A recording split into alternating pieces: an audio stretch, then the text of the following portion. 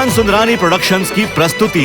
एक बेहतरीन पारिवारिक फिल्म 15 मई 2026 से आपके नजदीकी सिनेमा घरों में मयारू भौजी 2।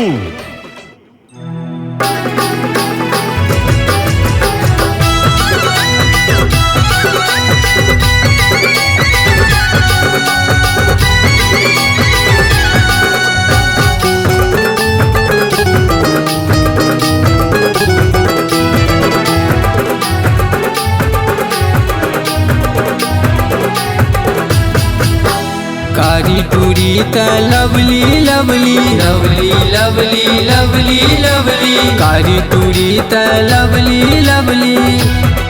कर बैठे हम तो रसरा में मोला पगला बनाए रे कहीं दीवाना बनाए ना मोला पगला बनाए रे कहीं दीवाना बनाए ना कारी टूरी त lovely lovely lovely lovely lovely lovely कारी टूरी त लवली लवली कर बैठे हम तो रसरा में मोला पगला बनाए रे कहीं दीवाना बनाए ना मोला पगला बनाए रे कहीं दीवाना बनाए ना।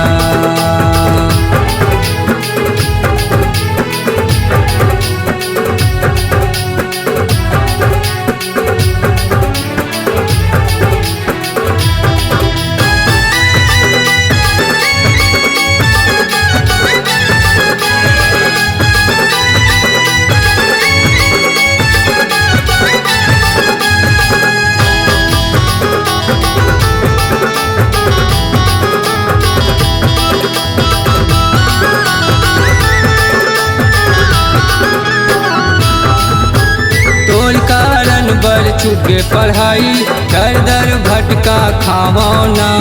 खो गए रे निंदिया खो गए रे चना तोरे च गुन लगावना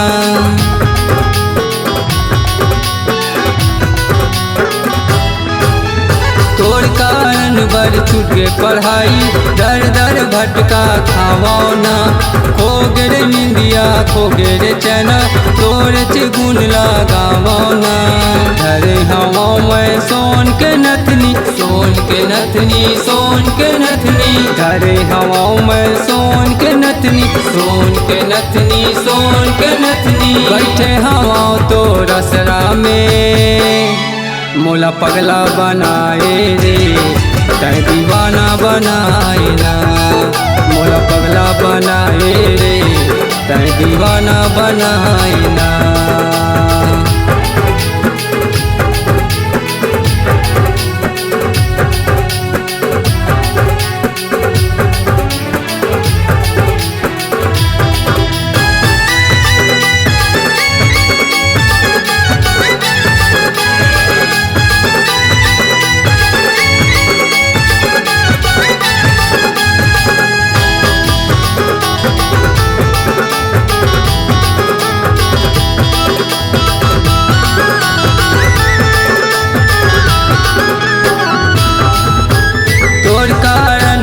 जान जाही मैं तो नहीं डरावाना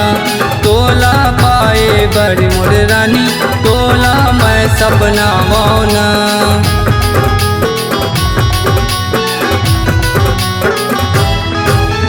तोर कारण बर जान जाही मैं तो नहीं डरावाना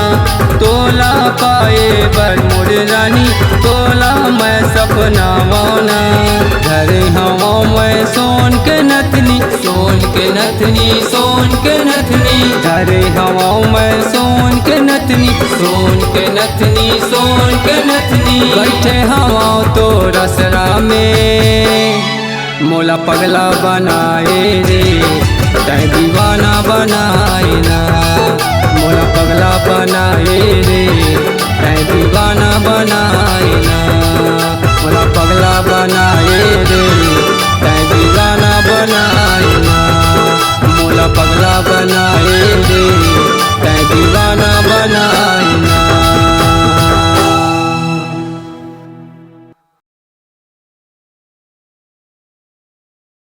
मोहन सुंदरानी प्रोडक्शंस की प्रस्तुति